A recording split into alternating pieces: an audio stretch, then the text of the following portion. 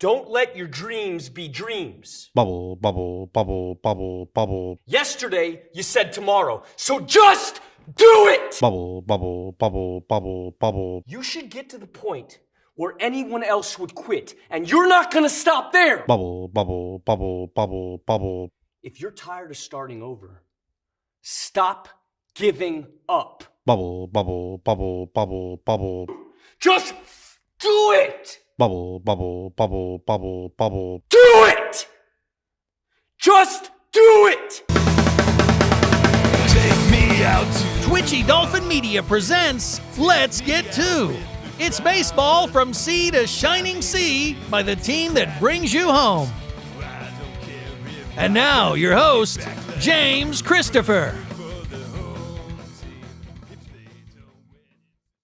And welcome to Let's Get To. I'm your host, James Christopher. And on the surface, the cities of Houston, Vancouver, Spearfish, Tacoma, and Daytona don't have a lot in common.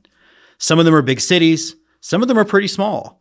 Some of them are very much urban centers, while others are tight, rural communities. One of them's in frickin' Canada. But they have one thing in common, yes, even our friends to the north. And if you're a fan of this show, you know the answer. They and hundreds of cities like them are where the greatest game ever invented is thriving. Baseball, in my opinion, and more than any other American sport, connects people from all walks of life. Just look at the movie Major League. The guys that are rallying around those fictional friends of the feather, it's everyone. Now, one of the best parts, if not the best part about traveling around looking at ballparks, is you feel just how expansive the game of baseball is and how much we're joined by the game. It's not unlike being a Catholic and going into church in another country. While the trappings can be different, the core of what matters is the same. Not to borrow too much from the concept of the Church of Baseball, but while the sacraments might be the same, one mass might have modern music, the other a choir. Now, baseball, particularly the minors, is best when it's local. And often as an outsider, it's my window into what a town like Cleburne, Cedar Rapids, or Wilmington feels like. And that's the cool thing about baseball. From the majors to the local town ball teams, everyone, whether you realize it or not, has a hometown team. For Jess and I, it's the Express. For my soul, it's the Astros. But in either park, I feel at home. It's my happy place. Now, for Jess and I, it's the Express. And for my soul, it's the Astros. But in either park, I just feel at home. Even if what's going on between the lines isn't ideal, it's my happy place. Now, there's a stigma about the minors, something we want to try to dispel. Folks with major league teams in their backyard see them as lesser than. That's a big reason why our show exists, is to educate people on how much baseball is really out there and that it's good. And while the baseball is the same, it feels comfortable. Most teams, most parks, offer unique food, unique experiences, unique beer that all reflect what the community is about. It's why part of our tagline is, buy the team that brings you home. It's part of our vocation and mission to fellow baseball lovers, those who love the game at a macro level. We see it as our job to bring the best of baseball from all over the world to you, to help bring you home. Now, speaking of hometowns, we're headed back out to Dell Diamond, home of your Round Rock Express. We've got a great show for you. We're going to be out to Round Rock. We're going to talk to Rylan Kobre of the Express, and we're going to be talking about the movie Trouble with the Curve. So stay with us.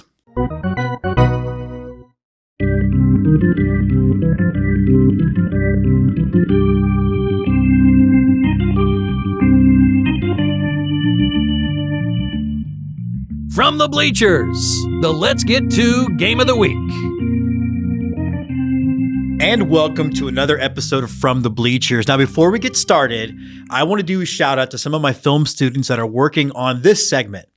4 of my broadcasting students have been helping produce the show. They've been directing segments, putting together B-roll for the Raiders segment, and gathering content for some of our more fun parts of the show. So I want to do a thank you to Charlie, Tanner, Jake, and Alex. The show wouldn't be what it is without you. And if you don't like it, blame them. We pride ourselves on being the team that brings you home. And for us, that means a few visits to our hometown park, the Dell Diamond, home of your Round Rock Express. Now, we've got a few trips planned for this year. We're going to Military Appreciation Day, Star Wars Night, Wizarding World Night. But honestly, any random Wednesday is a fine time to be at the ballpark. Now, if there are 108 stitches on a baseball, there are at least 108 reasons that this park needs to be on your list. Now, you can go really fancy with suites. You can go mildly fancy like we do with one of the most affordable club options in AAA. This is usually where we land during the summer when it hits triple digits. So, April. Kidding, it's really only 80 today. But there's plenty of berm seating. They have these really cool rocking chairs. And if you're feeling sweaty, taking the game poolside. Now, the field stays perfectly manicured through the brutal Central Texas summer, which is no small feat. These guys are so good at it, they should start a turf company. Just kidding, they already did. Now, the sight lines are unmatched, and you can get a great view of the game from every spot in the park, from behind home plate to the bullpen bar. Not that I spend a lot of time there, just my fair share. Now, the food choices are wide and varied. You get great dogs and other traditional ballpark fare to Texas barbecue to more advanced food for some of our more selective tastes up in the club. Now, a big part of your minor league baseball experience is merch, and the Express have a steady supply of classically designed caps, jerseys, and shirts. They also pay homage to past baseball in the region with gear representing both the Austin Senators and, as part of the 9 initiative, honoring the Austin Black Senators. Now, oftentimes a team will play with a temporary identity, and that identity will just fade away. From honoring stunts like Will Ferrell's time with the Astros, to the alternative brands, to the playing as the Round Rock Armadillos. This was in reference to Dell Diamond being a location for Fear the Walking Dead, and you guessed it, it was right in my wheelhouse of awesome. Now, Dell Diamond is put together and nestled in the center of Round Rock, Texas, providing an anchor for a town and playing a vital role in that town. The key to the experience, as you might imagine, are the people. From Reed Ryan to President Chris Almendarez to GM Tim Jackson, no matter what time of year, whether you're at Game 1 or Game 60, you can find them greeting every fan as they enter the ballpark. The team is constantly raising money for vets, first responders, and then taking care of tornado victims. They are leading that community from the front. Now, let's get to, we are excited every year to give out our Dottie Awards. And this year, the Express took home several, all for their work in the community and their work in service. Now, they really do excel at all levels, doing minor league baseball the best way you can by creating a fun, family-friendly, affordable evening watching the best game ever invented. So make sure the Round Rock Express are part of your travel plans. On the St. Louis team, we have who's on first, what's on second, I don't know's on third. That's what I want to find out. I want you to tell me the names of the fellas on the St. Louis team. I'm telling you, who's on first, what's on second, I don't know's on third. You know the fellas' names? Yes. Well, then who's playing first? Yes. I mean, the fellas' Who's names on first? The Let's Get To team of the week. And we're excited to welcome to Let's Get To. It's one of our favorite teams, the Round Rock Express, but a new face. We've got Rylan Kobre on the show. Rylan, first of all, this show, we're big Andrew Feltz fans, so big shoes to fill. I know that. I knew that coming in. Andrew is phenomenal. I've gotten an opportunity to meet him a couple times, and he did a great job. And I knew when I accepted the job that it wasn't going to be easy stepping into his shoes. So I'll try and do my best. I think you're off to a great start already. I'm always curious about how you go from I'm presuming a kid who liked baseball to now you are working for one of the most high-profile minor league baseball teams out there. So tell me a little bit about your baseball journey. Yeah, so I've moved around quite a bit. I went to I did my undergrad at Boise State in Idaho, and I ended up my first minor league team there was with the Boise Hawks. It was the Colorado Rockies short season team, and so I was the radio broadcaster and media relations manager there. And then did that for a season. Really, really great experience for me. I was, doing all the games on the radio, and I was traveling with the club. And that league, the Northwest League, is one of the most brutal travel schedules in minor league baseball at the time. And so it was great for me though, because you're on the road 7 hours through the night, and then you play a 3-game series, 7 hours back through the night from Portland back to Boise. And so I really, got a feel for what it was like to work for an MILB organization, and I loved it. And so the following year, then I went and worked for the Augusta Green Jackets, which was in North Augusta, South Carolina. Yeah, so it was a big move for me, and I was there for the season there, doing radio, doing media relations as well. And then I decided, I kind of want to, hone my skills a little bit, do something different. And so I went to grad school at Northwestern in Chicago. I was there for a couple of years, actually. I stayed there for a while, and I was working for some smaller colleges as well. And then this came up, I was still I actually did remote broadcasts for Augusta in 21. And so I was working for colleges as well. And I was, still kind of hoping I'd get on again with a club full time for the off season and continue to work my way up. And then when Round Rock called, I knew this was the right place to be. And I love working here. I love being here. The Ryan family, it's always first class. Ryan Sanders baseball is phenomenal. So it's been a lot of fun. We've had all of them on the show from Reed on down. Were you expected to walk into, because it isn't just the Express, right? It's the not-for-profit. It's the R3 thing.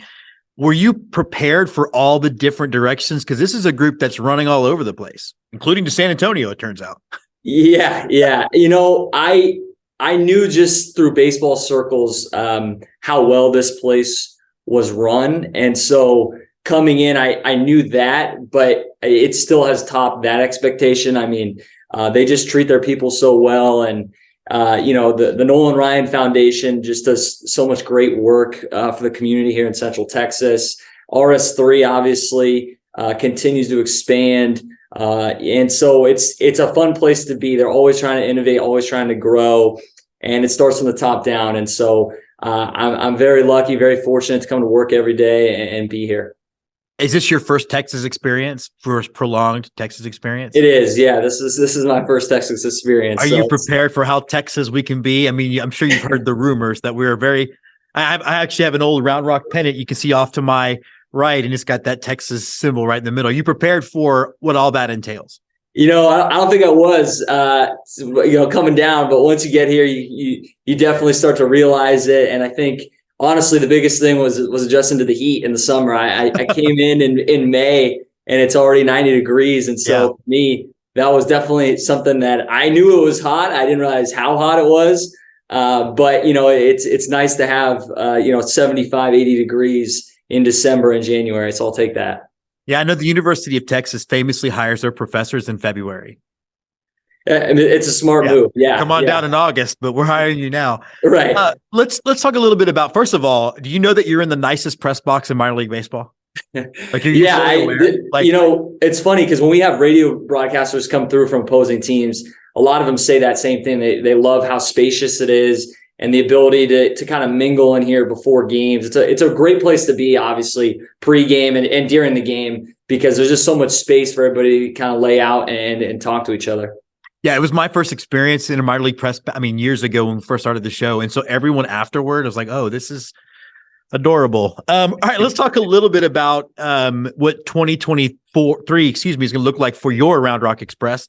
You talked community, and that's actually what I want to start out with. And we love to go through a lot of the promo stuff. Last year, Let's Get To does some awards. And last year they won our club of the year for doing all the humanitarian work that they've done. But I noticed that on May 16th, you guys are doing Strikeout Hunger. Talk to me a little bit about just how important it is for the Express to be a leader in Round Rock in that type of arena.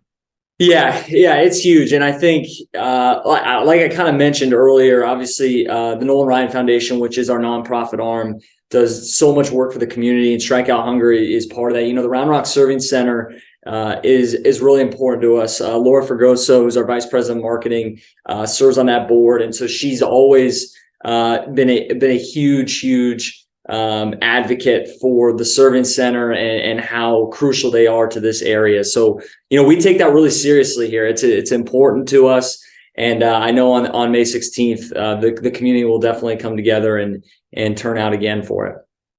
All right. This is now we've done the important stuff. One of the games I'm coming to this year is Star Wars night.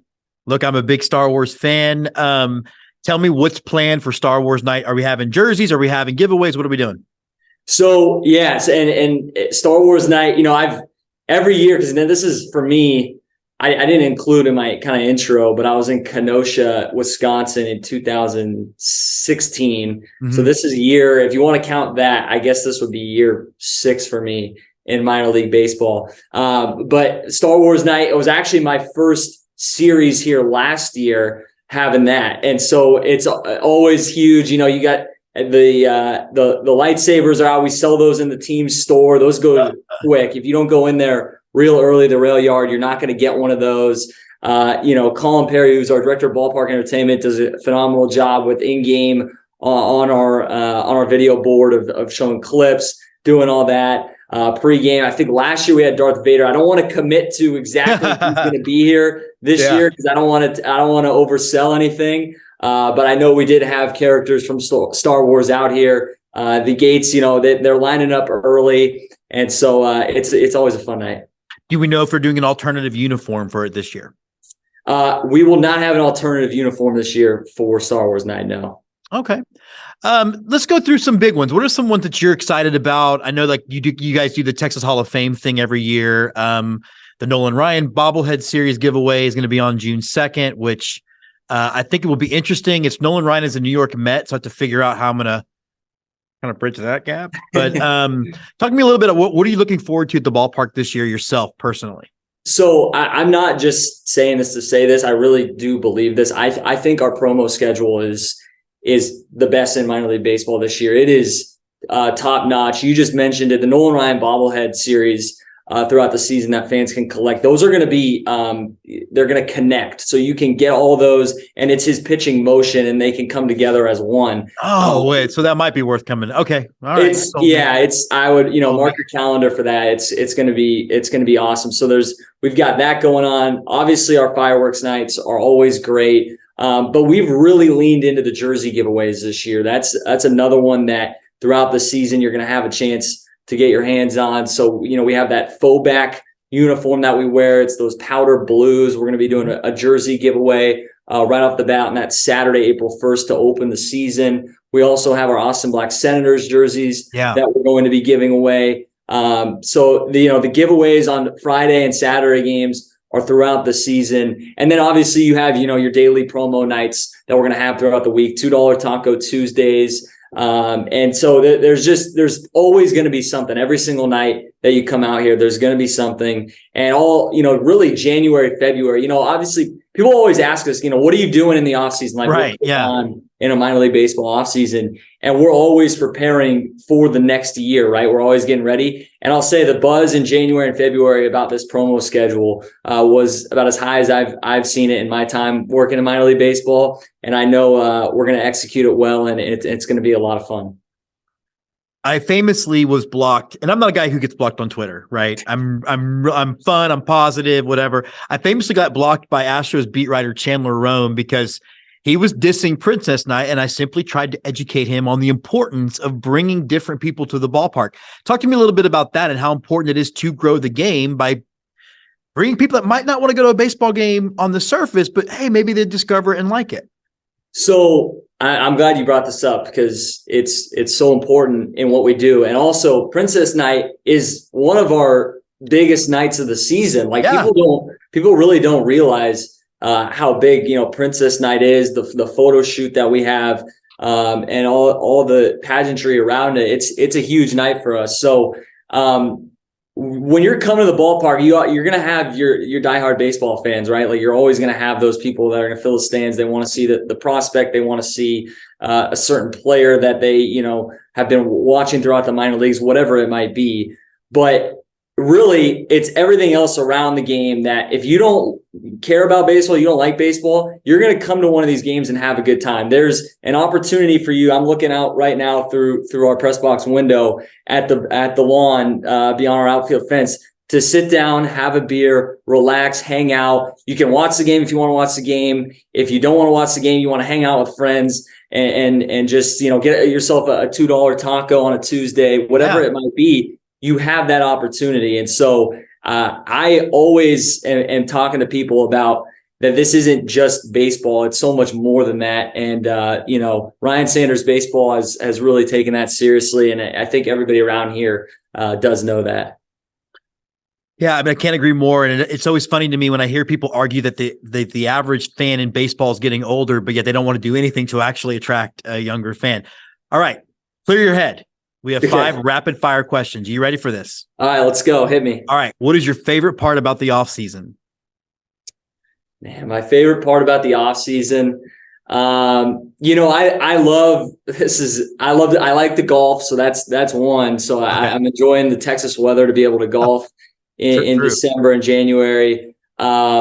but I love watching, being a viewer for football and basketball season. So I enjoy, taking in some Texas basketball games when I get a chance, going down there to the Moody Center, and just kind of enjoying what that Central Texas has to offer in terms of live sporting events. So I'm still, I guess I can't get away. I'm still going to games even when it is the off season. Love that. All right. When you're visiting a city, what is your go-to food to measure the town? Like for me, if I have a good pizza, I like the town. What is it for you? Oh man. That's a good one. I don't know if there's a certain food that I'm gonna go to.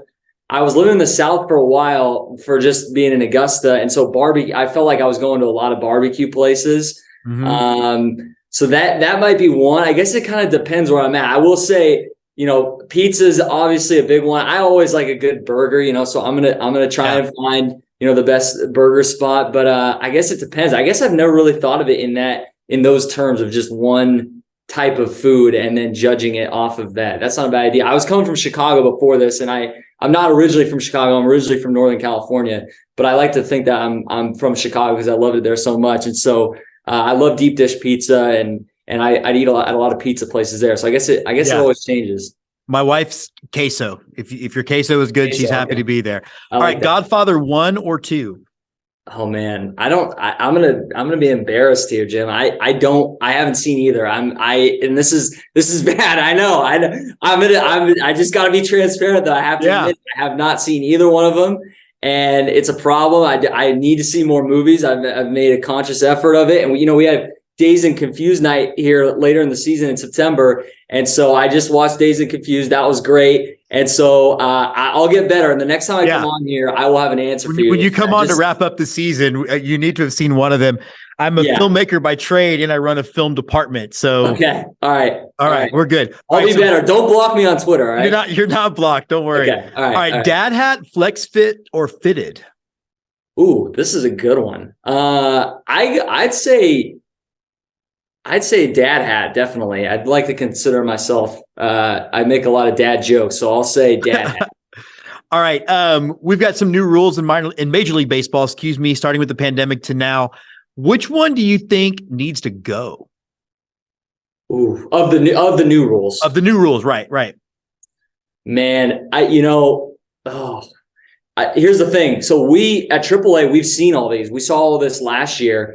And I've seen the last month at spring training a lot of the gripes with a lot of these new rules. So I might avoid this question and say I love all of them. Okay. And I'm gonna, I don't have probably enough time to go into detail on each one, but I think the pitch clock is going to help the game immensely. I think right now you're going to see some of the kinks early on, which is what we saw at this level.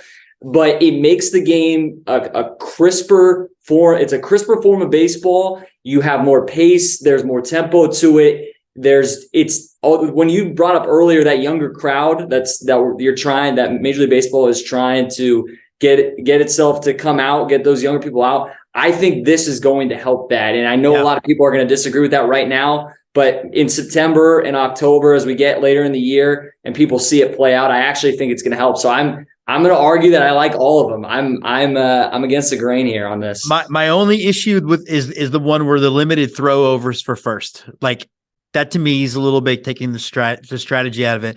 All right, Rylan, first of all, you did great. You are definitely on Andrew's level. Thanks so much for jumping on Let's Get To. We're going to talk to you at the end of the season to see how everything went. Yeah, let's do it again. This was fun.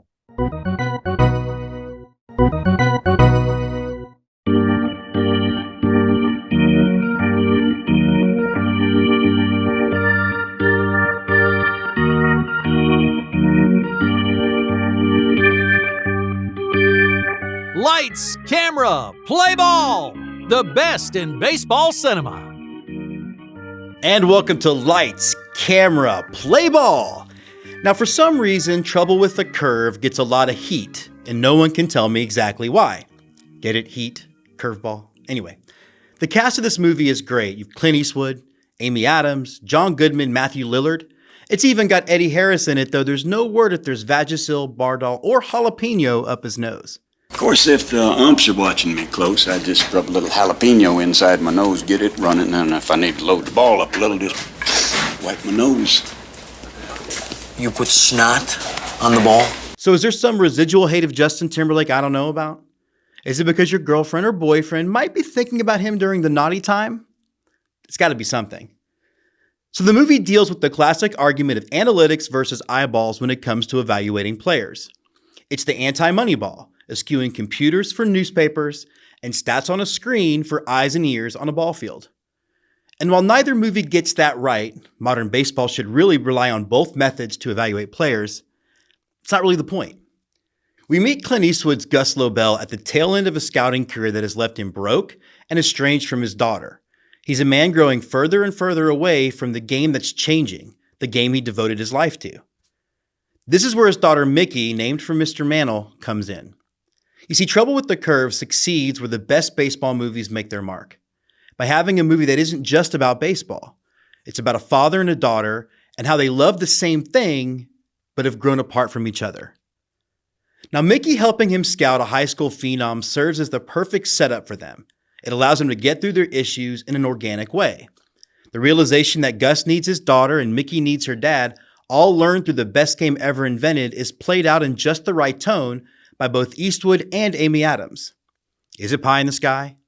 Does the reunion come a little easy? Maybe. But as someone who's estranged from his own father, I can tell you there's nothing wrong with that fantasy. On the road, we meet Justin Timberlake's Johnny, a former Braves prospect, turned scout, turned hopeful play-by-play guy. Is that how that career progression works? Nope. And it doesn't matter because the only thing that pops more than his chemistry with Amy Adams are his pecs. He's in some kind of shape. We're treated to a great performance from John Goodman, who continues to be one of the great actors of any generation, and the Terminator running the Braves seems on brand since the Braves terminated a lot of my own baseball dreams as a kid and as an adult. 2021's real, y'all. We even get two villains. We have the great Bo Gentry, who is too busy visualizing, banging chicks, signing endorsement deals, and hitting home runs to learn to hit an actual breaking ball. And we have Matthew Lillard, the analytically driven wannabe GM, who seems more evil in this movie than he did even in Scream when he was gutting his own friends. Okay, really? Now, if the movie were a real discussion about the nature of evaluating talent, of removing the human element in favor of stats no one can really understand, I would get the criticism. It does fall short of making a truly compelling argument for the old school approach to evaluating ball players. But it's not about that. It's about people and their love of baseball. And at its core, there's an element of the movie that's just for us. From naming starting lineups from decades ago, or Mickey explaining that a certain pitcher didn't blow people away because he's crafty, a sinker ball pitcher. The movie has enough inside jokes that we will feel like we've been heard. And for the people who criticize the storyline that Rico gets a tryout based on some peanut tossing and the perfect sound of a ball hitting a mitt, I would reply thusly. Is it fantastic? Is it romantic? Sure. And to quote Moneyball, the anti-Trouble with the Curve, How can you not be romantic about baseball?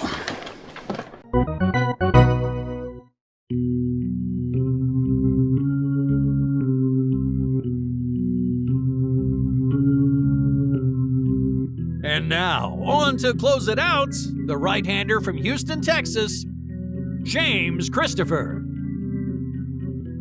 That does wrap up this episode of Let's Get To, and I know what you're thinking. Why are we ending the show now? It's daylight?